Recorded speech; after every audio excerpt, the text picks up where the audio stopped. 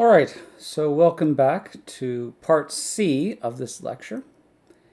In parts A and B of this lecture 5, we talked a bit about the properties of the system in terms of reachability and controllability.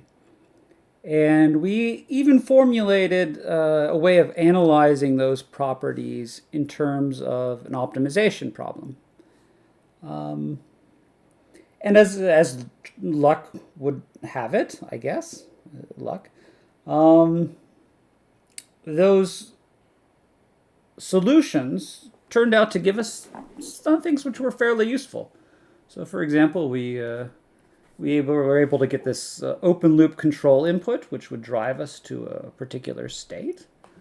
In part B, we found an input, actually a feedback controller, right, which would what was it, B transpose W T hat, inverse X of T, which would stabilize the system. So that was fortunate. But you can't always rely on luck, I suppose. So in this part, we're going to try and formulate the problem of control more prima facie in terms of an optimization problem. Right? So we're going to think of the controller, right? U of t equals k x of t. We're going to think of that k as a variable,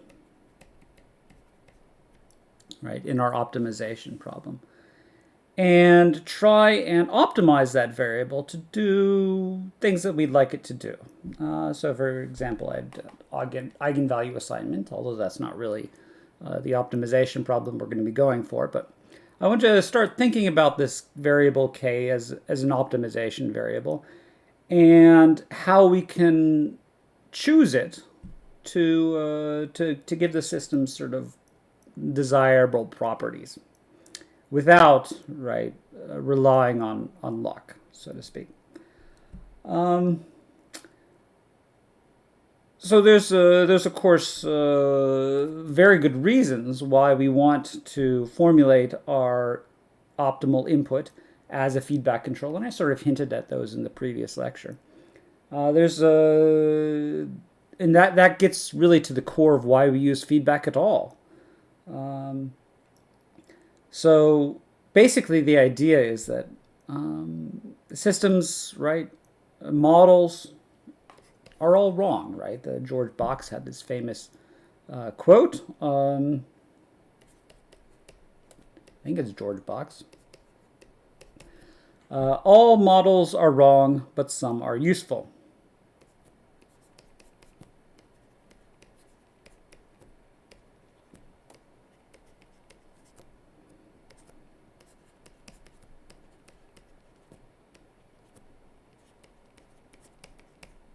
Right? And what did he mean by that? Well, obviously all models are wrong, right? You take the first part of that, because they're approximating some physical system which you would like to be able to control. But, right, physical systems are complex. They have infinite number of parts, infinite number of atoms, essentially. And so you can't really model all of those, so make certain approximations, right? And so when we make those approximations, the models become wrong. But they can be good enough. They can be good enough to be useful for the purposes of control. So even though there may be small errors which pop up, if we have a good model and we design a controller for that model, presumably, right, it's good enough that if we define a controller based on that, it'll do what we want it to do. Right?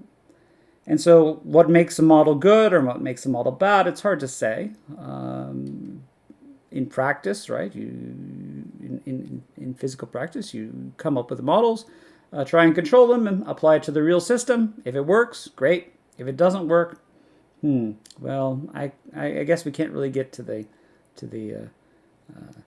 modeling part of the control problem, But, just keep that in mind as we go on. And we get to the robust control part of this lecture, or this course. We'll try and quantify those errors more specifically. But in this case, our basic mechanism for dealing with these kind of errors is the fact that even though, right, applying this controller, we predict that we're going to be at a particular state, we may not actually be there, and so we have to use sensor measurements, right? Feedback. The word feedback means feedback based on sensors. So we take measurements of where we are, and we update our input based on those sensor measurements, right?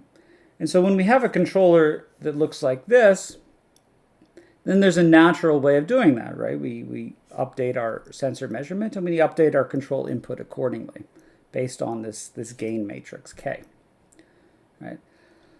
So that's our goal, is to come up with controllers of this form. And if we're posing our problem in that way, well, it's natural to think of K as the variable. And then, of course, the question becomes, well, how do we optimize K? Well, this is a bit of a problem because in the previous lectures we were talking about formulating optimization problems in terms of the properties, and we had variables in those optimization problems. And now we have another variable, K. So not only are we searching for this K, but simultaneously, in parallel to that, we have to be searching over or verifying the properties of that K. So we're simultaneously optimizing K, and we're optimizing the properties of that the K gives us. Right? So here, I think I sort of elucidate that here a little bit, right? So we're searching for a K which changes the properties of A, but simultaneously we're solving an optimization problem which enforces the constraint that K gives us the desired properties. And there's two parts to that, and you have to do them at the same time. You can't solve this one and then solve this one. So often this leads to bilinear problems because, right, when you substitute A and K in here, well, we have a new variable K, and we had our old variable P, and those typically multiply each other and yield something which is not an LMI. So we have to be careful when we're doing this to find ways of converting these optimization problems, which are not naturally linear, not naturally LMIs, to a form which is an LMI. And in this particular part of the lecture, we're going to be focusing on a particular trick called the variable substitution trick, which has an impact throughout the course, and we'll use it. It's very useful. I can't say that people, even myself, really understand why it works so well, but it does. And so we're going to go through a little bit in this part of the lecture, looking at that variable substitution trick and going in some depth about how it works and some details. So we'll go through some details there. Right. So let's look at the basics, right, of controls, right? So we assume that we need a feedback controller. We assume it's linear, right, because we would like everything to be linear, really. And if it's not linear, well, then we're sort of like, we're never going to get to an LMI. So we might as well assume it's linear, right? So what happens when we plug that U into our controlled system, right? Well, U comes in there, and that becomes Kx of t, right? That pops in there. And then x of t, well, we can just isolate x, and we get a sort of autonomous system, x dot equals a plus bk x, for which well, if we just assume this is the A in the previous lecture slides, we know how to find the properties of that. But of course, now we have a new variable K, and we're going to have to take that into account.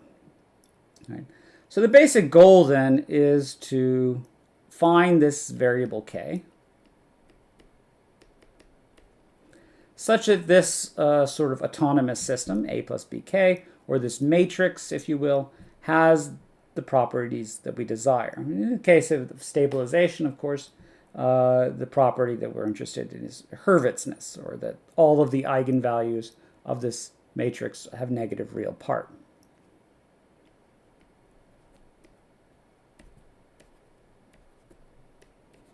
Put a please there. So that's one problem. The other problem, of course, which is the title of this slide, right, is eigenvalue assignment. And again, we don't really have an LMI for eigenvalue assignment, but it's such an important problem. And you've probably, if you've taken a course in linear control systems, run into it, the eigenvalue assignment problem, where we would like to choose K such that the eigenvalues of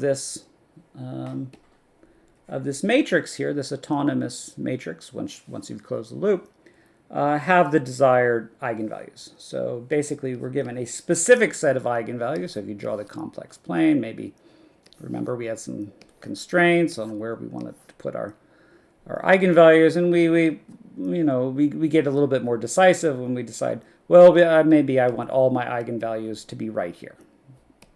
Maybe I want all of them to be -1 or something like that. So that's the pole placement problem. Or the eigenvalue assignment problem. They're the same thing. So we have a bunch of desired pole locations, and we want all of our poles to be precisely, once we close the loop, at that location. Of course, right, once you've solved the eigenvalue assignment problem, you've also solved the stabilization problem, because, right, you just set them all equal to -1 and you're done, right, all in the left-half plane. What's really interesting is the question, though, is eigenvalue assignment actually harder? I mean, obviously, you would think that it's harder. I just argued that it's harder because, right, we're putting them in a specific place, and we can put them at -1. So obviously, if you solve the eigenvalue assignment problem, you can solve the stabilization problem. But is it actually harder, right? If you can solve the stabilization problem, can you solve the eigenvalue assignment problem? Well, it turns out that the answer is kind of no. That if you can solve the stabilization problem, well, technically the controllability problem, then you can solve the eigenvalue assignment problem. Did I just get that backwards? So if you can solve the controllability problem, you can solve the eigenvalue assignment problem, and vice versa. Right? And there's if you've again taken a linear systems course, right, they go through this in much detail. My 506 course, which is online, you can find it. And I'm not going to go through the proof because that's not really an LMI. It's sort of it's luck in a way, right? Getting the desired K, and so we're not going to really it's not an optimization problem, right? So it's fortunate, right? Very fortunate. If you, well, in this particular theorem, I have B is n by 1, which means single input. So that's actually a special case. So in the single input case, there's actually a special command. I think it's ACKR in MATLAB. Will solve your eigenvalue assignment problem. So not only, if you think back to that mass spring problem, can we drive the system to any desired state, but we can place those eigenvalues using a continuous time, real-time feedback controller at any desired location whatsoever. And this extends to multiple inputs as well. That's the place command, right?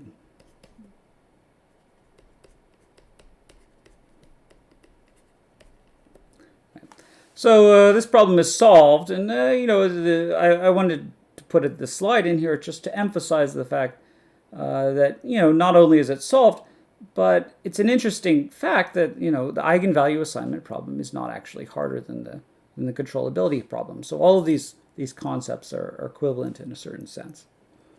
So that's an interesting case.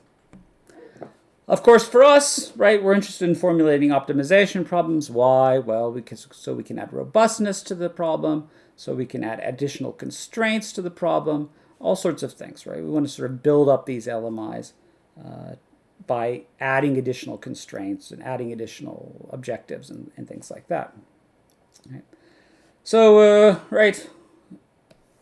So at this point, we pose what's called, and this is a bit of terminology which we use throughout, the static state feedback control problem. So let me parse that or deconstruct the verbiage there a little bit. So technically, the static state feedback problem is to find the matrix K, which is your variable, such that if your control input has this feedback control form, the closed loop system is stable. Right? So okay, right, that's the basics. But let me depackage like the name a little bit. So first of all, static. Actually, first of all, state feedback. So state feedback refers to the fact that your sensor measurements, feedback means sensors. So your sensors are measuring the state, and it's measuring all of the states, the whole state. The state is X, which is a vector. So it means you have to measure all the states.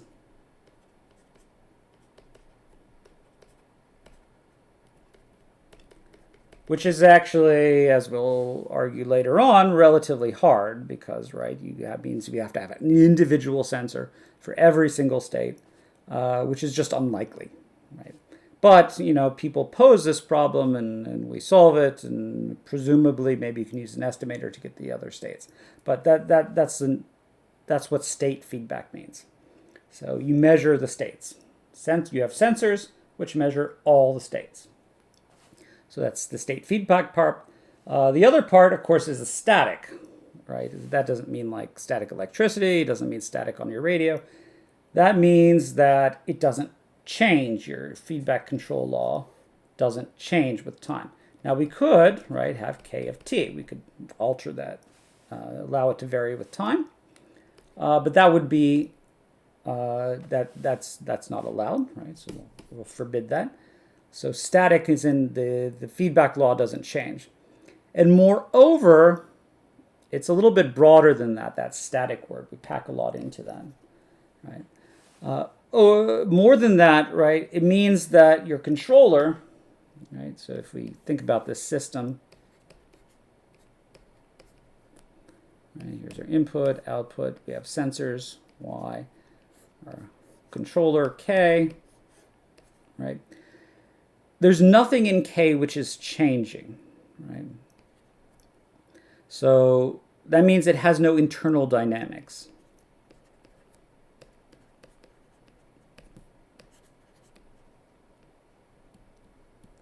Right, so it has no states of its own, right? So it's just your control input is a static function of the states. Okay. As we'll argue later on, we'll have dynamic output feedback, which is actually much more important, in which case K is a system itself, but we're not quite there yet. An alternative option, well, is static output feedback, which is actually what I've drawn here. And that would actually be, if you have an output, U of T equals K, Y of T, that's static output.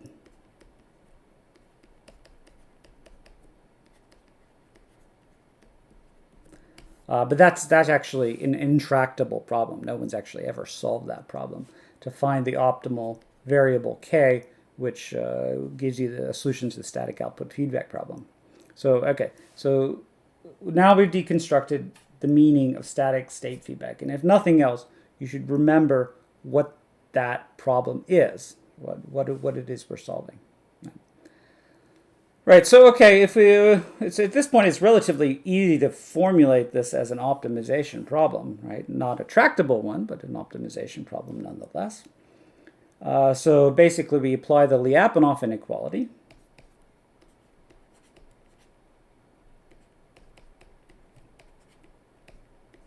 Right? And we remember from the Lyapunov inequality we had a variable x, which is positive definite, represents a Lyapunov function. And now, here's the crux of the problem. we've added this other variable k, which doesn't have to be a positive matrix, so make sure you don't, it's not positive, not symmetric.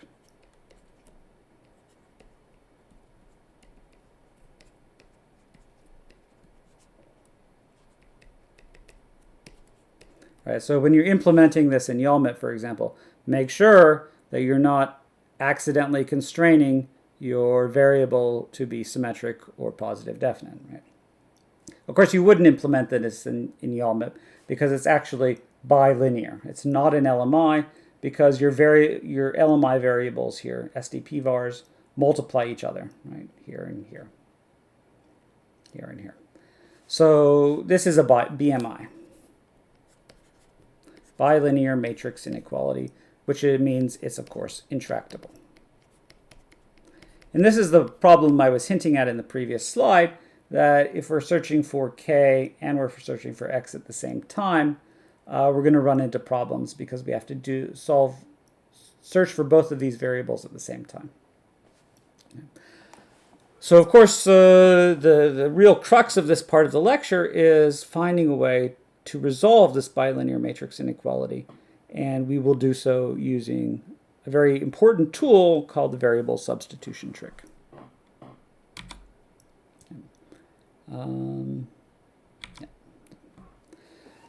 So we'll spend a little bit, quite a few slides on the variable substitution trick, just because it's so important and becomes critical. We'll extend it in all sorts of directions in later lectures. But at this point, it's relatively straightforward, and so you could sort of isolate it, right? So basically, this is our original problem. This is the one we had on the previous slide, which is a BMI, bilinear matrix inequality. And we will show that this is equivalent. So now we're really hardcore into the optimization framework. We'll show that this is equivalent to another optimization problem, problem 2 here, which is LMI. And so again, here we're going to exploit those tricks for showing that two optimization problems are equivalent. And of course, the key is that one of the formulations of this optimization problem is tractable, it's an LMI, and one of the formulations of the optimization problem is intractable, being a BMI. Okay. Right, so recall, right, we had these ideas of equivalent optimization problems. So two optimization problems are equivalent. If given a solution to one of them, you can construct a solution to the other in a number of steps, which is polynomial in the size of the problem data. So the goal then of the next few slides is to show that these two problems are equivalent. Theorem 20. Problem 1 is equivalent to problem 2. And how do we show that? Basically a duality theorem and a combination of that and a variable substitution trick. And we do the duality in order to put the problem in the form where we can apply the variable substitution trick. So the duality part.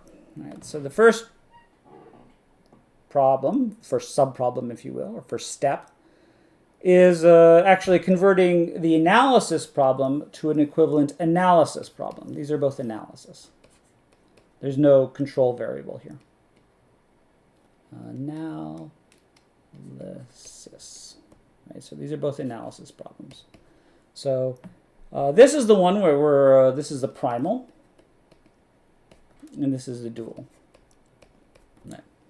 So the primal is the one we've already seen. This is the Lyapunov inequality.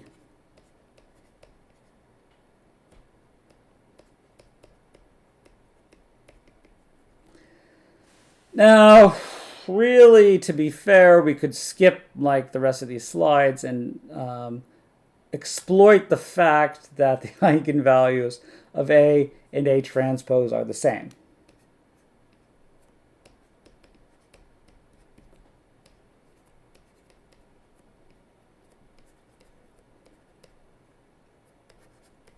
So we could actually skip this entire proof and use that fact. However, the proof is important because it tells us some additional information about the Lyapunov functions which solve these Lyapunov inequalities. And it exploits a common trick that we also use, and we will exploit further when we talk about dynamic output feedback stabilization or optimal control. Right. So let's go through it. It's really quite simple. So basically, first we're going to show that if we have a solution to 1, then we can construct a solution to 2. Okay. So 1 solves 2. So basically, assume you have a solution X to problem 1. We're going to construct a solution Y to problem 2. Right. So basically, we know that this is true. And so one of those properties of positive matrices, and this is, of course, a positive matrix because it's negative definite, is that if you multiply it by, on the left and the right, by a full rank matrix, it preserves that positivity. Right? So, and of course, X is equal to X inverse is equal to X inverse transpose, so we don't need to add the little transpose there, although we could, but it doesn't change anything because it's symmetric. Right. So if we multiply on the left and the right, well, what happens? Well, this X inverse cancels that, this X inverse cancels that, and then we get X inverse appearing here and X inverse appearing here. And so what we get is this is a result, which of course has to be now less than or equal to 0. So now we show that, of course, if we choose Y equals X inverse, then this just becomes Y. This over here, this becomes Y, and I lost my box. And then of course we have that Y it solves the problem 2. So hold on. Okay. So given a solution to problem 1 in the form of X, we can construct a solution to problem 2 in the form of Y equals X inverse. So that's nice. And of course, right, you just we could reverse these steps, substituting in A for A transpose and so forth. Just like swap A and A transpose in all of these steps, and we get the same thing. Problem 2 also solves problem 1. But in the interest of being pedantic, we'll go through it explicitly.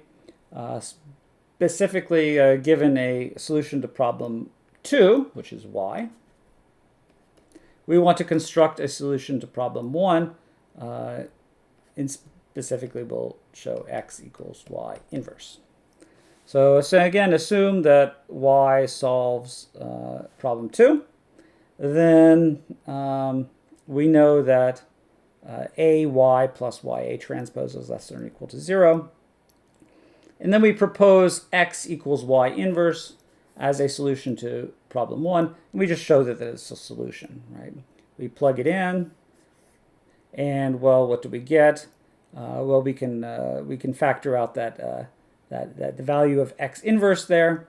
So, right, the X cancels X inverse, this X cancels this X inverse, and we get this solution here, X, this identity. And of course, multiplying on the left and the right by something which is negative definite, I shouldn't say semi-definite. Negative definite preserves the negative definiteness because X is full rank, because it's a positive matrix.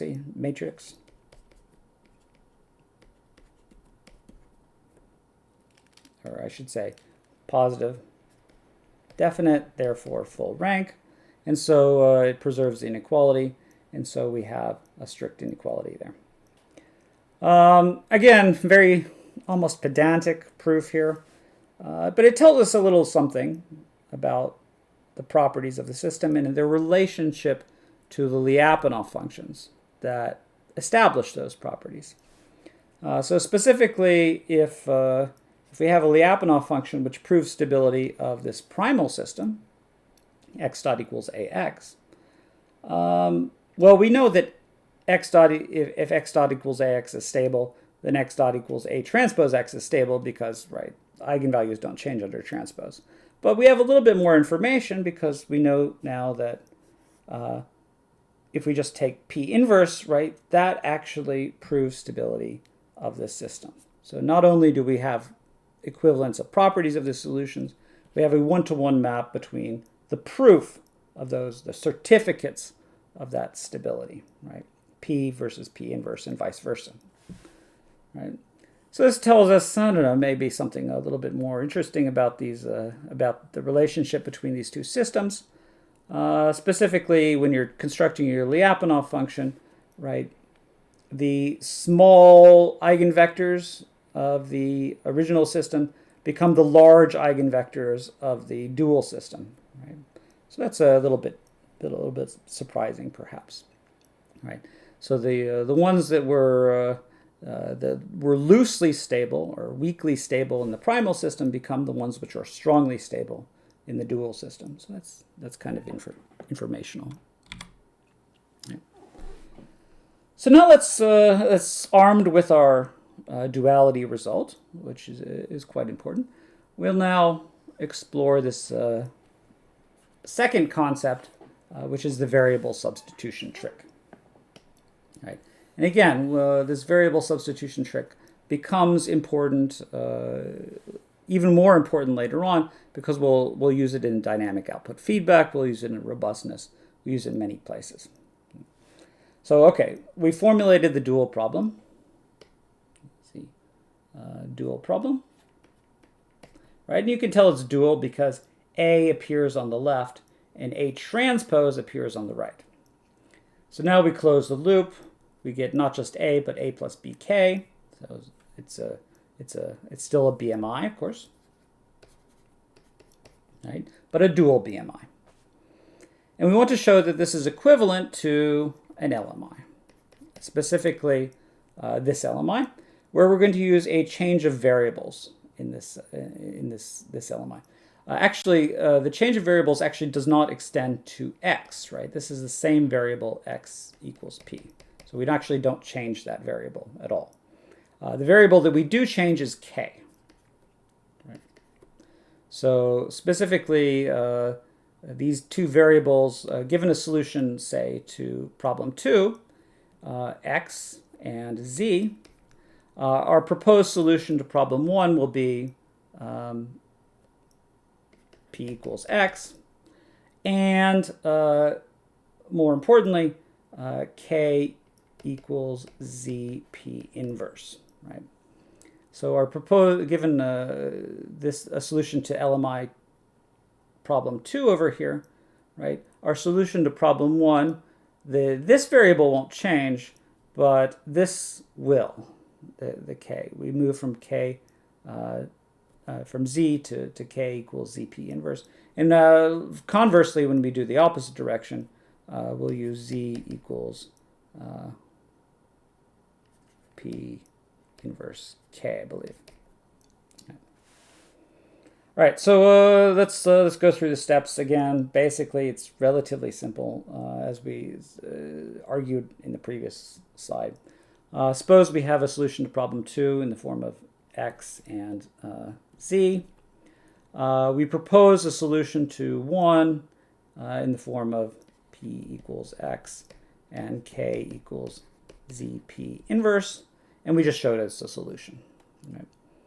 So, all right, suppose those two solve 2. Then we show that p equals x and k equals zp inverse solve problem 1. And we do that just by plugging in, right? So this is what we want to verify. So we plug in for what those things are. We just first we expand it out, right? So we get these two terms here, where it's the important part is, of course, that kp multiplies each other, right? Before, in the primal part, we had a b in the middle, so that there was a p over here and a k on the other side. In the dual formulation, they multiply each other, and that's what allows it to work. Okay. And so now kp, right, is right, and we just like go over here and we multiply both sides by p. We get kp is just z, right? So this implies kp equals z, right? The p inverse cancels out. And so this is, we have this identity here. And because, right, I guess I should write this as x, right? Can do x right there. because this was feasible for problem 2, this is strictly less than 0, and so we have that the proposed solution to problem 1 is feasible. The other direction, again, relatively straightforward. Actually, I guess no, I got this backwards. Z equals KP. Sorry about that. The other direction, suppose that P and K solve 1. We propose a solution to problem 2, saying that, well, X, we don't change X, it's just equal to P. And then we propose a solution Z equals KP. And then we want to verify that this is negative definite. Well, we just plug in for Z, here and here, KP. And that's PK transpose. And we get this identity. And by assumption, problem 1 was feasible, so this is negative definite. So given a solution to 1, we can construct a solution to 2. And give a solution to 2, we construct a solution to 1. Now we had to do both directions, of course, because to show that they were equivalent, right? One direction is not sufficient. You have to show both directions. Otherwise, there may be solutions to one which do not allow you to construct solutions to the other one. So that's nice. And we can now show, right, or we've shown that through this sort of variable substitution trick, that the system is static state feedback stabilizable if and only if there exists a positive matrix P such that this LMI is satisfied. Now afterwards, we construct the controller, right? So this is K. After we've solved the optimization, we reconstruct the controller using this form. But the point is, by formulating this as an LMI, it's something we can actually solve, and then we go back to the original problem, even though this is really this establishes properties of a system we don't care about, right? The dual system. But we use it then, because these two are equivalent, to go back and construct a controller for the system we do care about. So this formulation is quite useful because it can extend to all sorts of variations. So in particular, these d-stability criterion that we talked about in the previous lecture also allow us to apply the variable substitution trick. Okay. So in particular, if you recall the LMI for d-stability, right? This was A, this was A, right? There was an LMI for d-stability, and now we just substitute in A for A plus BK, and we get this BMI, this sort of massive BMI, for d-stability of, there's too many humps in my M, this massive BMI for d-stability of the closed loop system.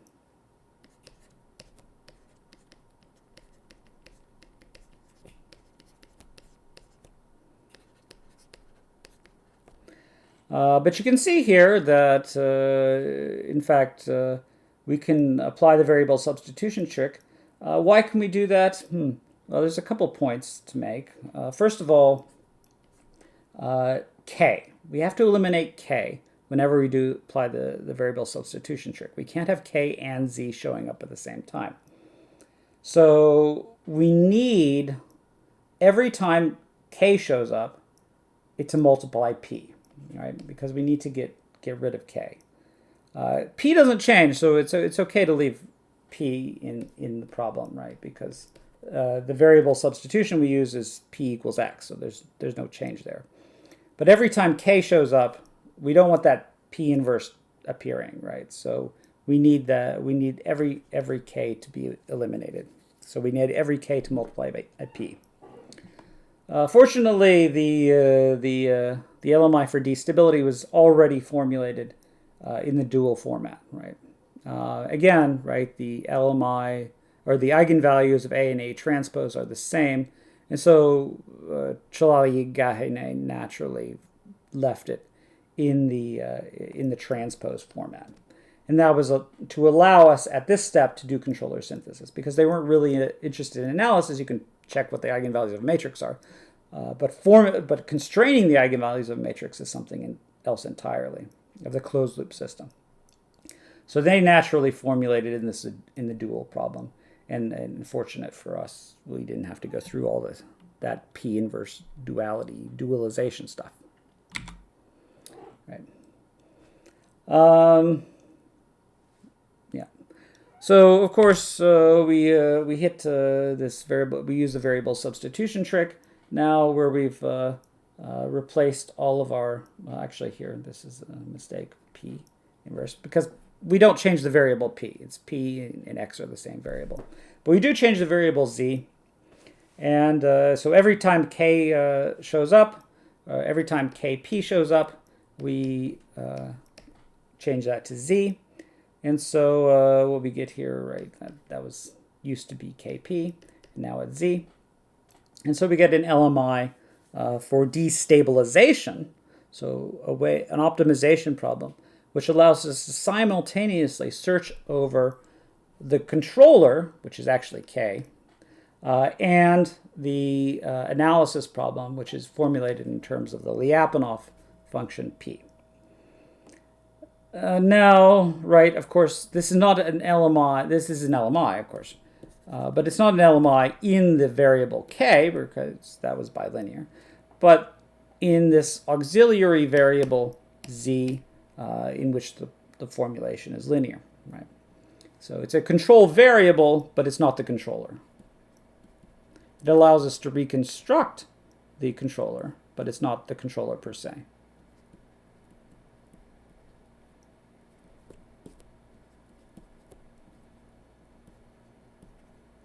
Right. So that allows us to naturally solve this optimization problem.